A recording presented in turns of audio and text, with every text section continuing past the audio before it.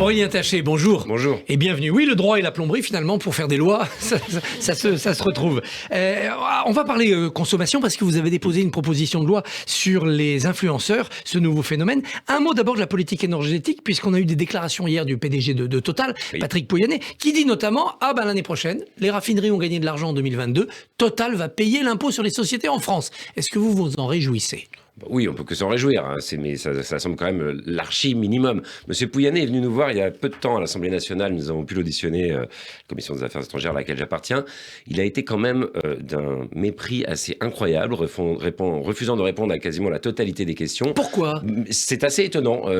Soit parce qu'effectivement, certaines des questions l'embêtaient, c'est possible. Hein, quand on voit les dizaines de milliards de profits qui ont été faits pendant cette crise, pendant la guerre, et qu'on n'arrive pas en France à mettre en place une toute petite taxe sur ses profits, je pense qu'effectivement ça a dû le mettre mal à l'aise. Maintenant qu'il commence par payer l'impôt, c'est déjà bien, mais nous, si c'était nous au pouvoir, les écologistes, on lui en demanderait encore un petit peu plus. Alors il déclare que c'est une erreur de considérer que sortir des énergies fossiles, c'est la solution pour lutter contre le réchauffement climatique. Pour lui, les énergies fossiles peuvent être vertueuses. Est-ce que vous entendez cette analyse ? Non, j'ai du mal à souscrire à cette analyse. Je comprends que le premier groupe pétrolier défende les énergies fossiles, mais le rôle du politique est justement de démontrer que tout cela est absolument faux.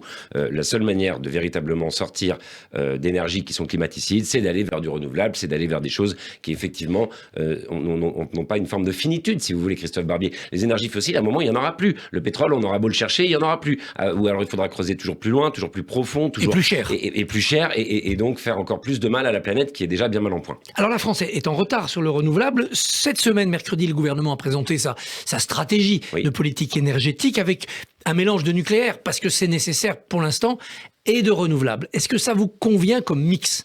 En fait, moi, sur le nucléaire, je pense qu'il ne faut plus faire de nouvelles centrales, faire de nouveaux investissements, qu'il faut fermer les centrales progressivement, hein, parce qu'on ne va pas passer comme ça du jour au lendemain, vu notre retard en énergie renouvelable, à du 100% renouvelable, mais que toute la priorité doit être mise là-dessus. J'ai pas encore l'impression que le gouvernement ait bien compris ça. D'ailleurs, c'est même peu de le dire, puisqu'il a de nouvelles centrales, 6 nouvelles centrales sont prévues en construction. Emmanuel Macron a annoncé cela. Mais plus petites, plus modernes, normalement. Plus petites, plus modernes. Mais enfin, si on pouvait mettre cet argent-là tout de suite dans le déploiement de l'éolien offshore comme terrestre, dans le solaire, dans la géothermie, dans la biomasse, dans toutes ces énergies renouvelables qui permettraient à la France d'être autosuffisante, qui permettraient à la France de ne plus avoir à être dépendant de pays avec lesquels elle n'a pas forcément envie de commercer pour le gaz ou pour d'autres choses, ce serait quand même beaucoup plus vertueux et beaucoup plus écologique. Une partie de ce renouvelable est intermittent. Du vent, du soleil, il n'y en a pas toujours. Est-ce que ça ne vous inquiète pas ? Écoutez, qu'après il y ait quelques solutions, encore une fois, avant que le parc nucléaire disparaisse complètement en France, on en est très loin. Donc je veux dire qu'on peut avoir ce genre de solution-là. Mais vous avez des pays qui sont à 100% renouvelables, par exemple en Europe du Nord ou autre, et qui arrivent parfaitement à s'en sortir. Il n'y a pas que le solaire et l'éolien. La biomasse, par exemple. Stockholm, la ville de Stockholm est entièrement chauffée et a une énergie qui est à 100% issue de ses déchets qu'elle arrive à retraduire en énergie. Voilà des solutions d'avenir. Et l'hydraulique ? Certains disent qu'il faut refaire des barrages, enfin on a des réserves.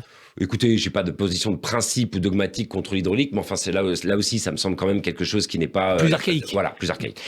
La loi sur les énergies renouvelables a été votée au Sénat, oui. Avec des votes de droite, avec des votes écologistes. Oui. Est-ce que vous la voterez à l'Assemblée ? Écoutez, les débats débutent. Mais effectivement, vous avez raison de le rappeler, les sénateurs écologistes ont voté pour cette loi au Sénat.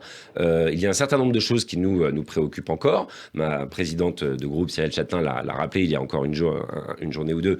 Nous sommes prêts à discuter avec le gouvernement, mais nous avons des craintes en matière d'atteinte à la biodiversité. Nous voulons que les projets soient vraiment finalement fondés sur des logiques d'autonomie locale, d'autosuffisance. Nous avons plein de propositions à faire pour enrichir cette loi. Si ces propositions sont entendues, je voterai cette loi avec plaisir, et le groupe écologiste aussi. Simplement, le compromis, ça ne sera pas simplement s'aligner sur la position du gouvernement. Ça, c'est pas le compromis. Quand vous dites autonomie locale, une partie de la droite veut donner un droit de veto aux maires. S'ils ne veulent pas d'éoliennes, on n'en fait pas.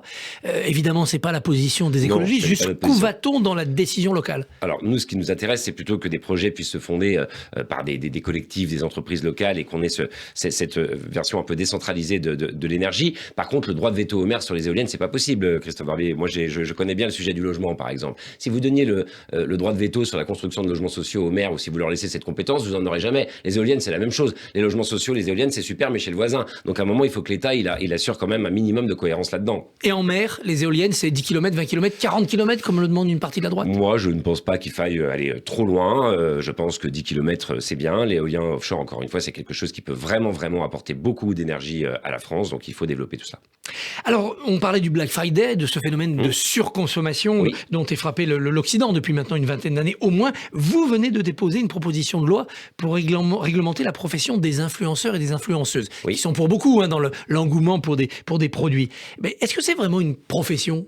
C'est une bonne question. L'article 1er de la loi, justement, c'est de définir ce qu'est un influenceur. Donc, on parle de seuil d'audience, on parle évidemment de liens avec ensuite des produits commerciaux, pratiques commerciales, puisque moi, la loi que je propose vise à encadrer tout ce qui est activité commerciale des influenceurs. Aujourd'hui, vous avez des gens qui font des pubs pour un produit, ils sont même pas censés indiquer que c'est un placement produit. Ils peuvent le faire comme ça, ce sac est formidable. On croit qu'ils aiment ce produit, voilà. En fait, ils sont payés pour en dire. Exactement, et tout ça est très opaque, tout ça donne lieu à des arnaques souvent aussi, parce que il n'y a même pas d'obligation de passer un contrat entre cet influenceur et la marque ou son agence. Évidemment, c'est même pas l'obligation d'écrire un contrat. Je ne vous parle même pas de ce qu'on pourrait trouver dans ce contrat. Qu'est-ce qui se passe en cas de non-livraison? Si le produit est dangereux pour votre santé, personne n'est responsable. C'est le vrai Far West. Donc cette proposition de loi, elle vise à encadrer tout ça, poser un certain nombre de principes clairs. J'ai reçu énormément de gens à l'Assemblée nationale et je continue d'en recevoir, dont certains ou certaines assez célèbres, mais pas que, pour pouvoir vraiment avoir une proposition de loi qui mette fin à tout ça et qui encadre ce secteur qui peut se développer, mais se développer dans des conditions éthiques, dans des conditions légales, comme la publicité à la télé ou à la radio. C'est encadré, voilà, donc il faut des règles. Est-ce qu'une partie de ces influenceurs ne sont pas victimes eux-mêmes de manipulation des marques ou de leurs agents? Bien sûr que si. J'ai reçu pas plus tard que hier une influenceuse qui me disait à quel point, elle avait finalement été un peu escroquée par quelqu'un qu'elle connaissait. C'est pas toujours, mais c'est parfois des personnes qui viennent de la télé-réalité ou autre, qui n'ont pas une extrême connaissance de ces secteurs économiques à la base. On leur dit tiens, t'as qu'à faire ça, et puis ils se retrouvent à faire la promotion de produits qui sont en fait des arnaques et autres. Donc certains d'entre eux se font même avoir, et ça peut aussi les protéger. C'est protéger vraiment tous ceux qui sont victimes de ces arnaques. C'est ça qu'on ne veut plus voir. Alors d'autres élus, du côté de Renaissance notamment, disent mais non, c'est les réseaux sociaux qu'il faut responsabiliser parce que ces influenceurs, ils passent par des plateformes, c'est à elles de vérifier. Alors, les deux ne sont pas incompatibles. Moi, dans la proposition de loi, on met aussi des choses qui sont inspirées, notamment des dispositions qui concernent la haine en ligne. Vous savez que quand on a des contenus qui appellent à la haine, les plateformes, dès que le contenu est signalé, doivent le retirer en moins d'1 heure. Moi, je veux la même chose pour les pratiques commerciales frauduleuses, mais je rappellerai quand même à mes amis de Renaissance, même si je sais qu'ils ont un peu plus de mal avec ce concept, que l'économie peut être un peu régulée aussi. La dérégulation, ça n'est pas l'alpha et l'oméga de tout. Changeons de sujet, sans changer de sujet, parce que c'est toujours l'univers du buzz et des réseaux sociaux. Le clash entre Cyril Hanouna et Louis Boyard. Qu'en pensez-vous? Est-ce que vous souhaitez une sanction? Laquelle? Écoutez, il y a eu une procédure de saisie de l'Arcom. L'Arcom a dit qu'elle allait effectivement s'engager dans une instruction qui pourrait aller vers une sanction. Cyril Hanouna, il a été beaucoup trop loin, là. Moi, je le dis d'autant plus que j'ai déjà été dans Balance ton pote, je fais partie des politiques qui ont été, je peux comprendre à un moment que ces émissions qui touchent un large public, la jeunesse, des politiques s'y rendent. C'est pas toujours simple quand même d'avoir un débat comme celui qu'on est en train d'avoir là, par exemple, c'est pas tout à fait le même registre, mais là, il a été beaucoup trop loin. Des insultes envers un député, non, ce n'est pas possible. Justement, on va dans ces émissions parce qu'une certaine partie de la jeunesse regarde ces émissions et pas forcément d'autres. Quel message il envoie en lui disant « Toi, t'es député, t'es un bouffon, ferme ta gueule, les députés, on s'en fout ». C'est pas possible. C'est ça qu'on veut envoyer comme message à la jeunesse sur l'intérêt du débat démocratique? Non, là, il a été beaucoup trop loin. Alors, la proposition de suppression de la corrida a été rejetée en commission. Si elle est débattue, parce qu'on ne sait pas si elle viendra en débat, est-ce qu'il ne faut pas la modifier, étaler dans le temps l'extinction d'une pratique de l'art tauromachique plutôt que d'un arrêt brutal? Écoutez, moi, je suis favorable à la loi d'Aymeric Caron. Moi, le problème, si vous voulez, n'est pas les traditions locales, n'est pas l'existence de taureaux de combat. Le problème, c'est cette cruauté dans la mise à mort. Le problème, et après, quand on discute, quand on entend un petit peu les aficionados, ils vous disent, oui, mais il n'y a que ça qui fait la vraie corrida. Bon, mais s'il n'y a que ça qui fait la vraie corrida, désolé, mais on va devoir arrêter. On ne peut plus tuer des animaux devant un public. Mais pas comme ça, en plus, c'est une cruauté absolue et mettre ça en scène, moi, je trouve ça terrible. Si après, il y a des fêtes populaires avec des taureaux dans certaines parties de l'Espagne ou du sud de la France, moi j'ai aucun problème. C'est simplement cette espèce de boucherie, il n'y a pas d'autre mot là, qui révolte tout le monde et qui est un acte un peu barbare. Voilà. Certains disent, la chasse c'est la même chose, c'est traquer des animaux et les tuer brutalement. Est-ce qu'il faut aller jusqu'à l'interdiction de la chasse ? Je ne suis pas favorable à l'interdiction de la chasse. En revanche, je suis favorable à sa beaucoup plus grande régulation, son encadrement. Aujourd'hui, on a vraiment tout et n'importe quoi. Je regardais là en venant chez vous les chiffres. Rien que depuis le mois de septembre, c'est plusieurs dizaines de blessés, 3 morts. C'est sur 2021 et 2022, une dizaine de morts. On va continuer combien de temps comme ça ? La France est en train de changer. Nous, écologistes, justement, c'est quelque chose qui nous intéresse. Vous avez des gens qui commencent à dire que la métropole, finalement, c'est peut-être pas l'alpha et l'oméga de la vie en société, qu'on peut retourner vers les villes moyennes, qu'on peut retourner... Les urbains. Voilà. Donc de nouvelles populations qui n'avaient pas forcément, qui ne se connaissaient pas si bien que ça, finalement, doivent apprendre à vivre ensemble. Il ne s'agit pas de dire les bobos arrivent, donc les chasseurs arrêtent. Il s'agit de dire il y a des gens aussi qui se promènent en forêt maintenant plus qu'avant, avec leur famille. Donc il faut encadrer ces pratiques. La chasse le dimanche, non, c'est non. Désolé. Le dimanche, c'est d'abord pour tout le monde, pour pouvoir aller se promener en famille. Le mercredi aussi, peut-être ? Le mercredi aussi. Les chasses cruelles et anciennes, type chasse à courre, chasse à glu, tout ça, il faut arrêter avec ça. Nous ne sommes pas, en tout cas pour ma part, anti-chasse. Nous souhaitons une régulation de la chasse et nous souhaitons que la campagne soit un bien partagé par tous. Alors, autre rendez-vous politique, le Congrès des Verts. Alors, oui. Votre formation, les Nouveaux Démocrates, va adhérer, oui. rejoindre les Verts. Tout à fait. C'est en cours. Vous n'avez pas l'impression d'arriver dans un parti qui est au bord de l'éclatement ?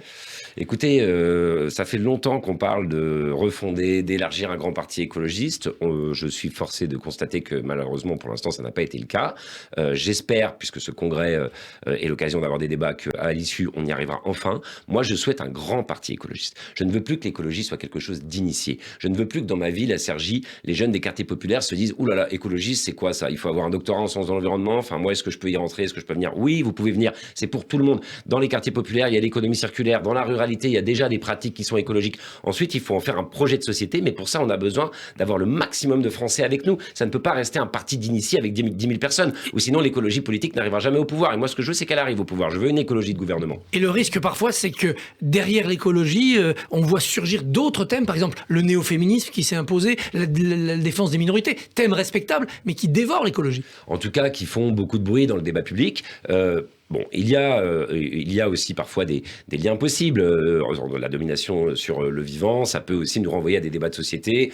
Voilà, l'égalité entre les femmes et les hommes, l'égalité entre toutes et tous. Mais ça ne doit pas faire perdre de vue l'essentiel, qui est effectivement ce combat pour sauver la planète, qui peut, à mon avis, fédérer et rassembler des millions de Français. Aurélien Taché, merci et bonne journée. Merci à vous, messieurs. Et lundi, votre invité, Christophe Barbier, sera Nathalie Loiseau, députée européenne Renew. Radio J. Retrouvez le Barbier du matin sur le